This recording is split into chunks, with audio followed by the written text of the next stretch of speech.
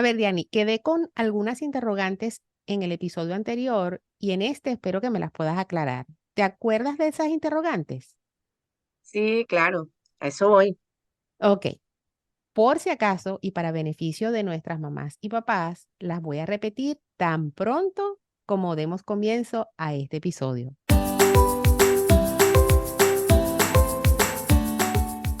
Hola y bienvenidos a tu podcast Mi Mundo desde la Escucha. Un espacio donde conversamos acerca del fascinante mundo del procesamiento auditivo y su impacto en aspectos como el desarrollo integral del niño y su aprendizaje. Somos Simone Mago. Y Dianixi Vázquez. Bienvenidos. Bienvenidos.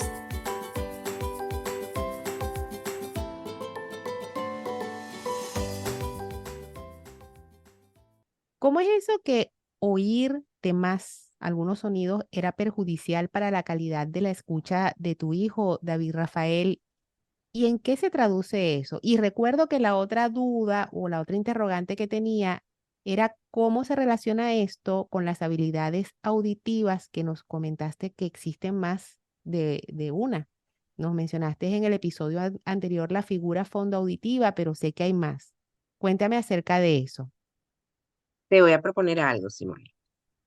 En este episodio te voy a responder la primera pregunta, pero creo que es mejor dejar la segunda para ir explicando en diferentes episodios lo que son las diferentes habilidades de escucha, pero de una manera contextualizada. Creo que así puede llegar mejor la información a nuestra audiencia. ¿Estás de acuerdo? Estoy completamente de acuerdo. Entonces, vuelvo a la pregunta original. ¿Cómo es eso que escuchar de más un sonido o varios sonidos puede afectar la escucha de un niño? Ok, fíjate. Nosotras conversamos en el episodio anterior acerca de la necesidad de enfocarnos voluntariamente en una información auditiva para poder procesar. Esto se logra poniendo en segundo plano los otros estímulos auditivos del ambiente. Y la habilidad que nos permite hacer eso es la figura de fondo auditiva. Figura fondo auditiva. Eso lo mencionamos en el primer episodio, pero por un error de edición yo suprimí esa parte. Qué bueno que lo mencionas y lo traes a colación en este episodio. Entonces, la figura fondo auditiva es esa habilidad que tenemos todos de poner en segundo plano sonidos que no son de nuestro interés mientras, por ejemplo, estamos sosteniendo una conversación, como por ejemplo lo estamos haciendo en este momento, ¿verdad? Ajá, ok. Sí, importante que dejemos claro esto para seguir adelante con lo que voy a conversar. Entonces, ¿qué pasa en un niño que es hiperacúsico, que tiene hipersensibilidad auditiva? Si se le dispara un estado de alerta ante algún ruido de fondo, si siente incomodidad o dolor, entonces no es posible que se enfoque en lo que un interlocutor le está transmitiendo, sea una información, un relato, la instrucción, una explicación, sea la docente en el salón de clases, etcétera, porque ese ruido de fondo que le molesta lo supera todo. Ok. Así que bueno, las reacciones pueden ser diversas. Algunos lloran, se tapan los oídos, otros huyen del lugar, otros se inquietan, algunos de verdad pueden llegar a tener reacciones muy catastróficas, Simone. Y fíjate, si no puede filtrar y prestar atención a lo importante, o sea, ya el resto de las habilidades de escucha quedan ahí sin efecto, pues ya a partir de la no atención, pues no se puede esperar más. Y esto me remonta a nuestro primer episodio en el cual nos estábamos presentando y recuerdo que utilizaste una palabra que me llamó mucho la atención, que es la presencia de los opinólogos, que al ver este tipo de reacciones en un niño, sin saber cuál es la causa de este tipo de reacciones, pues se aprestan a dar opiniones y a tener algunas inferencias acerca de cuál es la causa. Y empiezan, bueno, a hacer unos diagnósticos estos opinólogos que realmente hay que estudiar bien la situación, entiendo, para poder, tú sabes, aventurarte a dar una opinión de ese tipo. Pero volviendo al caso de David Rafael, ¿cómo es que él manifestaba esto? Fíjate, él no era el típico muchachito que gritaba, que, o sea, lloraba, no. Él encogía los hombros, arrugaba la cara, se tapaba los oídos en algunas ocasiones de ciertos sonidos. En la escuela, fíjate que él se escapaba del salón, no comía. Sería bien interesante ver luego en el ámbito escolar las cosas que se pueden ver, ¿no?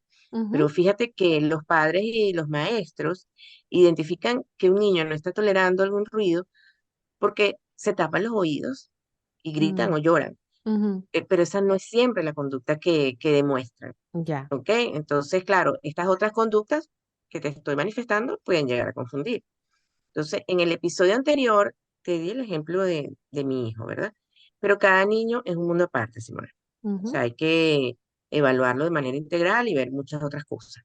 Pero fíjate que adicional a lo que conversábamos acerca de los resultados de sodiometría, que salió con esta hiperacusia en los tonos graves, él también salió con unos resultados alterados en otra prueba que se llama impedanciometría.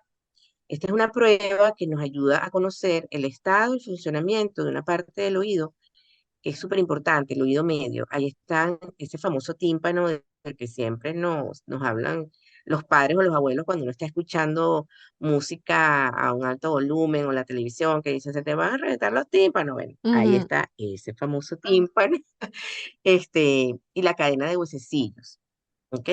Entonces, ellos son los responsables de amplificar y llevar la onda sonora desde nuestra oreja, que, o sea, que entra por el conducto auditivo externo hasta la cóclea o el famoso caracol.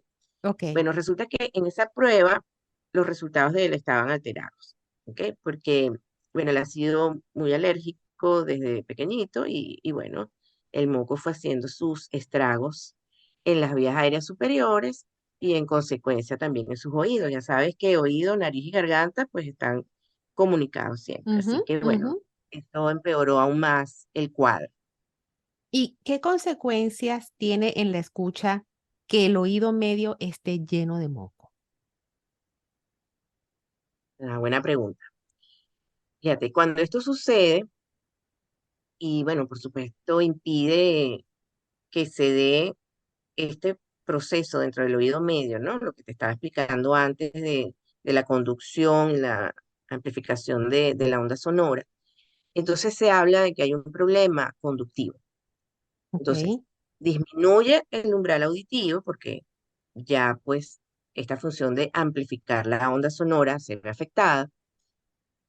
Y además resulta que la onda sonora se distorsiona. Entonces, cuando llega la onda hacia la cóclea, pierde sus características originales, se distorsiona.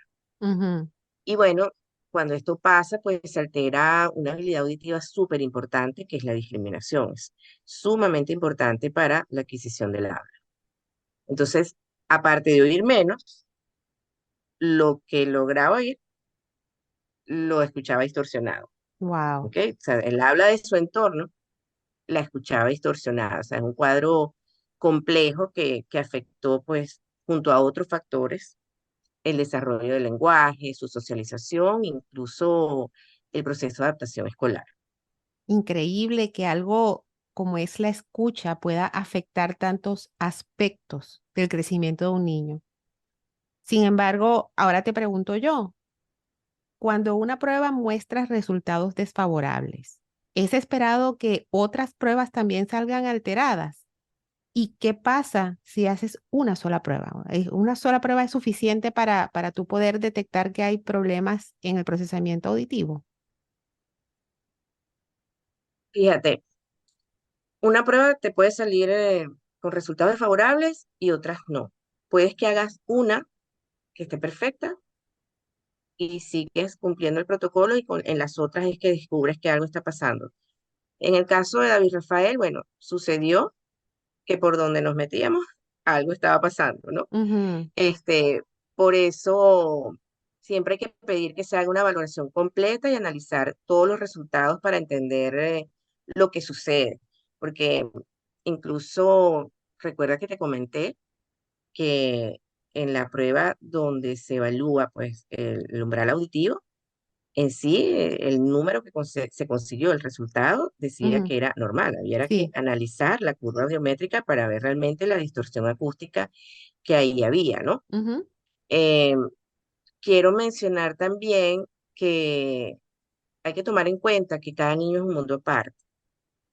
Yo pongo el ejemplo de mi hijo como referencia para crear conciencia de la importancia de atender lo auditivo, ujú, pero siempre hay que entender que esta es una de las aristas del problema en muchos casos.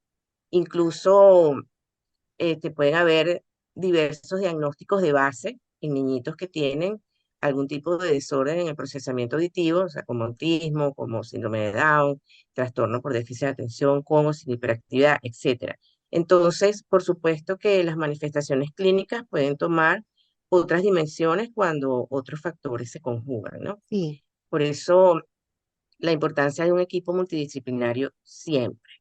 Así que, ya sabes, no es suficiente una sola prueba auditiva. Hay que hacer una prueba audiológica completa, ¿ok? Ya. Porque pueden quedar por ahí algunos huecos en la información que probablemente sean importantes.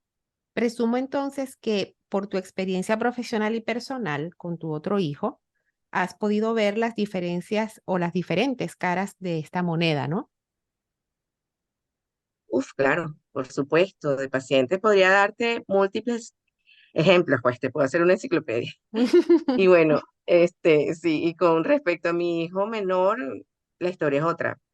Sabes que él nació prematuro y su sistema inmunológico y respiratorio estaban inmaduros.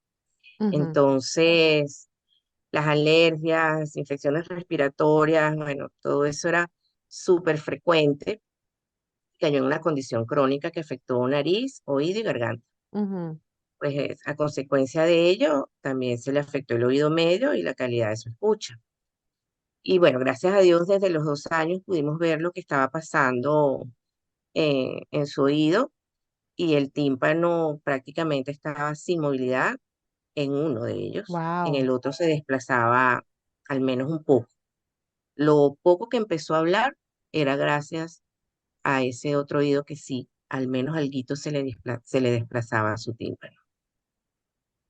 Yo no estoy en tu área, pero si algo puedo ver en mi entorno es que los niños van de alergia en alergia y de gripes en gripes. El caso de tu niño me parece que puede ser más común de lo que se piensa. Pues sí, la verdad es que en mi consulta suele ser la historia de muchos niños, esto de gripes y alergias, virus recurrentes, etcétera, ¿no? En algunos casos con diagnósticos claros de otitis, en otras no. Y porque, bueno, ahora más que nunca vemos que esto está como a la orden del día, ¿no? Ujú, Pero quiero aclarar acá que no todos los niños que tienen gripes recurrentes y alergias terminan con una dificultad en el lenguaje, ¿no? Eso va a ya, depender de muchos factores. sí. ¿Ok? Ahí están implícitos, bueno, la edad, qué tan crónica es la situación, etcétera, ¿no? Pero bueno, voy a seguir con el caso de César porque quisiera mencionar algo que es bien importante. Fíjate que en el caso de él, su umbral auditivo era normal y sin las distorsiones que tenía David, ¿ok? Ok. Este, entonces, fíjate, la condición de su oído medio, esto que ya te comenté anteriormente, no solo le causó dificultades para discriminar los sonidos del labio, sino que también mostraba hipersensibilidad en ciertos espacios y situaciones. Era el típico que se escapaba o sea, cuando venía la hora de la torta, la piñata, etcétera, no le gustaba. Ujú, Y adicional a eso, pasó algo bien curioso con él, porque el timbre de su voz también se vio alterado. Fíjate que en estos niños se suele decir que te imagines que estás escuchando, que te hablan dentro de una piscina, ujú, o como si estuvieras escuchando una radio mal sintonizada. ¿Ok? mm, O sea, imagínate lo distorsionado que escuchan. ujú. Y de esa manera, bueno, ponte un momento en un niño que está en sus primeros años de vida, cubriendo lo que son las etapas del desarrollo del lenguaje, con un sistema auditivo en esas condiciones. O sea, Mm, lo que se puede esperar del desarrollo del lenguaje de ese niño, ¿no? Si no estoy escuchando bien, lo que voy a aprender a hablar a partir de esa escucha pobre va a ser un habla pobre, me imagino. Uf, sí, bueno, mucho ahí mucha tela que cortar allí también, ¿ok? Diani, hemos hablado de muchos temas, pero me gustaría repasar conceptos importantes que queremos que mamá y papá se lleven para ampliar su conocimiento. Hablamos de una prueba adicional llamada la impedanciometría, que evalúa el estado y funcionamiento del oído medio. Pueden nuestra audiencia ver una imagen del oído medio en las notas de este episodio. Y si quieres ahondar un poquito más y tienes curiosidad acerca de la importancia del oído medio, te dejamos otro enlace que te va a conducir a una cuenta en Instagram muy buena que se llama Oír para leer y escribir, en donde Diani nos da una explicación bastante más amplia de la importancia del oído medio. Otro de los conceptos de los cuales hablamos fue que el oído medio es importante para poder hacer la discriminación auditiva. Y finalmente, me llevo como conclusión que oír y escuchar están relacionados, pero no son la misma cosa. Podemos oír, pero no escuchar. Sin embargo, no podemos escuchar sin oír. Esto concluye este episodio de 2 partes de Oír versus Escuchar. Les esperamos la semana próxima para poder seguir conversando en este tu espacio, Mi Mundo desde la Escucha. Y te recordamos que si deseas escribirnos en las notas de este episodio, te dejamos nuestro correo electrónico, el cual es desde la escucha podcast@gmail.com. Déjanos una reseña, ya sea en YouTube o en Apple Podcast. Y no quiero cerrar el episodio sin antes agradecer la recepción tan cálida que hemos tenido de parte de nuestros escuchas en Venezuela, en Ecuador y en Argentina. Diani, ¿tienes algunas palabras para cerrar este episodio? Bueno, sí, también súper agradecida de verdad por esta recepción. Espero que este episodio haya sido de valor para todos, especialmente para nuestras madres y padres que nos están escuchando, que además siga siendo o cumpla pues con el objetivo del llamado a la acción para realizar las pruebas auditivas pertinentes en su niño. Y si este episodio ha sido de valor para ti, por favor, compártelo con otra gente a quien consideres que le pueda hacer falta también. Así que bueno, infinitamente agradecida. Yo me despido. Hasta la próxima. Hasta la próxima.